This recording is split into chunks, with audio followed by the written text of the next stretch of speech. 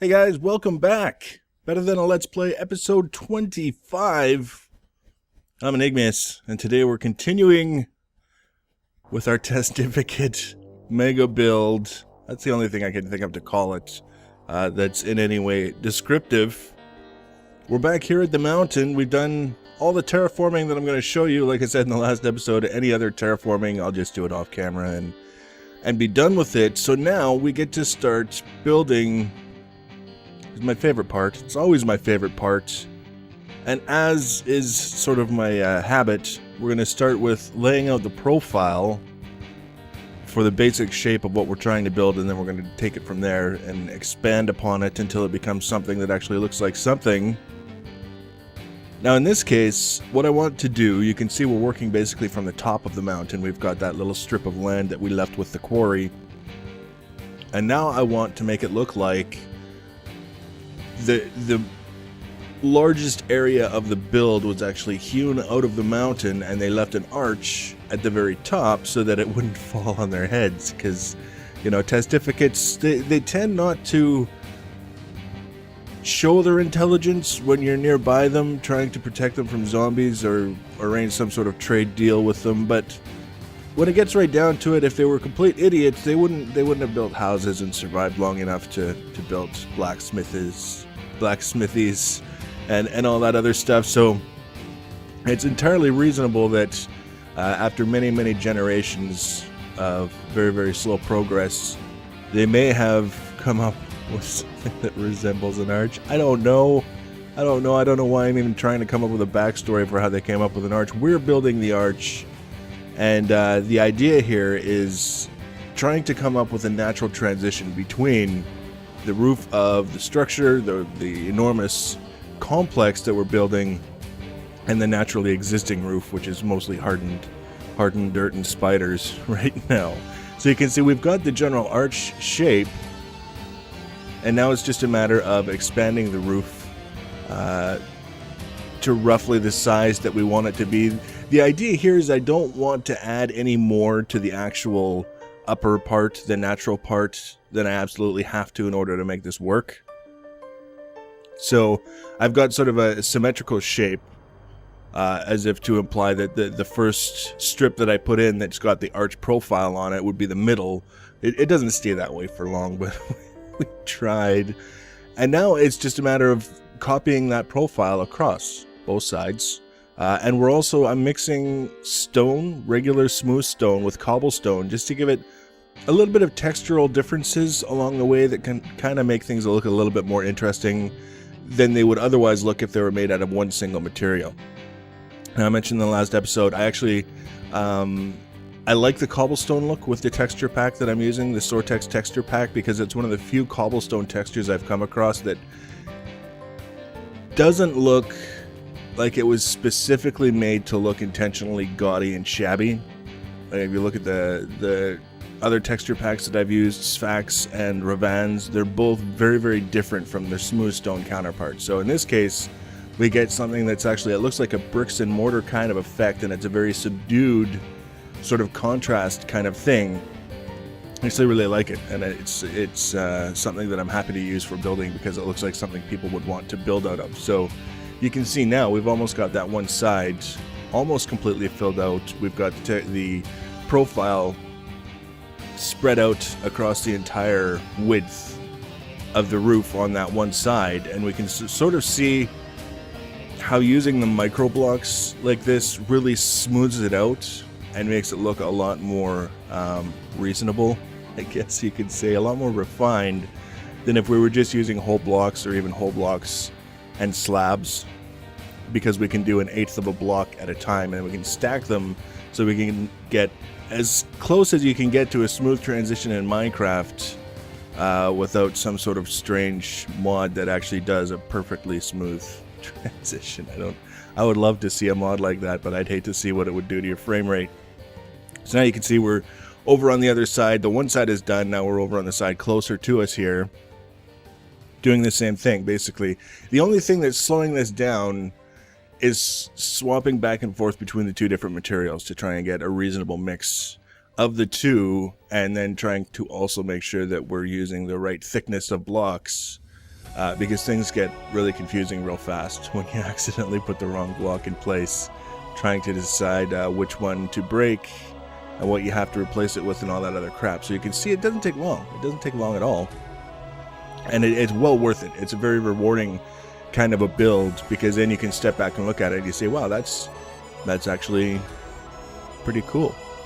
I wouldn't have minded a more aggressive sort of arch, but the way everything sort of came together with the profile, I'm actually pretty happy with the way it turned out in the long run. Now, we aren't going to be reusing this arch profile for the rest of the levels leading down through the complex, because I want to avoid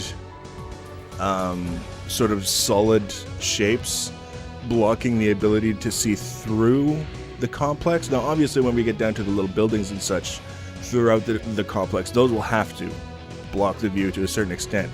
But as far as the arches, I want to make them look structurally relevant, as in they would actually serve a purpose without eclipsing the entire view. So what we're going to be doing is we're going to be doing sort of mini arches out of stone, and then filling them in as we can with scaffolding, so we still get that structural feel to them, but also the ability to see through them. And I think that will be a pretty good compromise for the whole.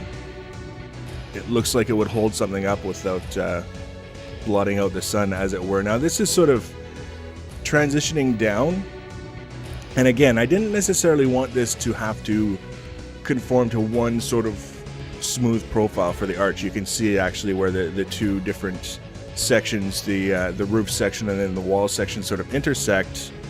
It's not as smooth a transition as it could be, and I'm okay with that, as long as, again, it looks structurally viable and it looks interesting. And then we're doing the same thing. We're using the micro blocks to smooth it out, so that as we work our way down, it's just sort of a gradual curve, theoretically meeting up with the wall that already exists at some point.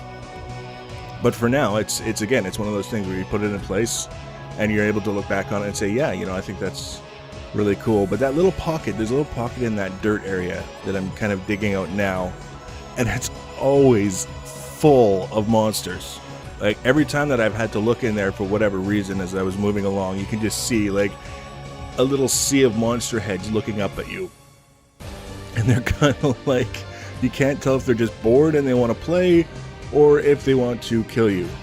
But past experience tells us that they don't want to play. Except it's really, really fun when there's like 4 or 5 creepers in the mix, and you just kind of flop down a little bit and then fly away, and the whole thing, they blow up, all of their friends. I find it gratifying for whatever reason. But eventually, because as I've mentioned in the past, there are a few things more irritating, I guess is a word that would apply, than the constant sound of zombies and spiders in the walls of something that you've built, because you left big dark openings that they were able to fill in and spawn into, and then they just never go away because you can't kill them, and they just sit there making their noises. So we actually, anywhere that I've found pockets of air that I've left open that would be suitable for mobs to spawn in, I will eventually go around and fill in such a way that they can't, because that's very important to me. So here, obviously, or again, just carrying that wall, that sloped curving wall sort of thing, down as far as we need to. Really, I just want to get a floor in so that I can get a feel for how this whole thing is going to come together, because the flow profile is something that we'll copy at least loosely all the way down. And I just kind of want to see what this place will look like once we finally get something in place that looks like, okay, now we're not just sculpting the mountain for the sake of sculpting it. We're trying to do something structural here that involves people walking around on things. So we'll finish this nifty little profile. We've got some lights, and I'm using the vibrant quartz glass. I wish I could tell you what mod that's from. It was recommended to me, and I really like it because it looks like glass. It's clear, but it produces light, so it's a very subtle light source.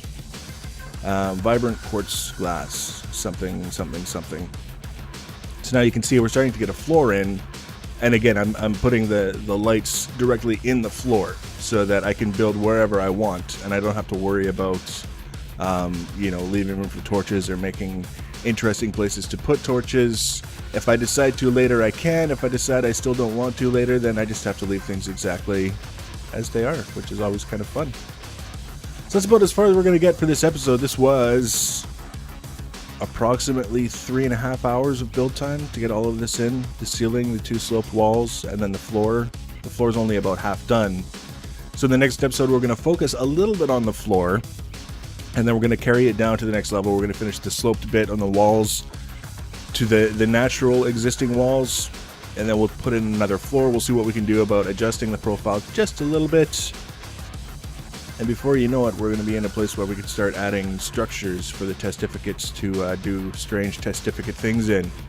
So I hope you're enjoying. Please leave your comments and feedback below. As always, if you want to be notified when I add the next video, you can subscribe to my channel. You can follow me on Twitter at Enigmius1. There's all kinds of Google Plus stuff going on that is also a source of information. Get connected. It's fun and easy. So thanks for watching, guys, and take care.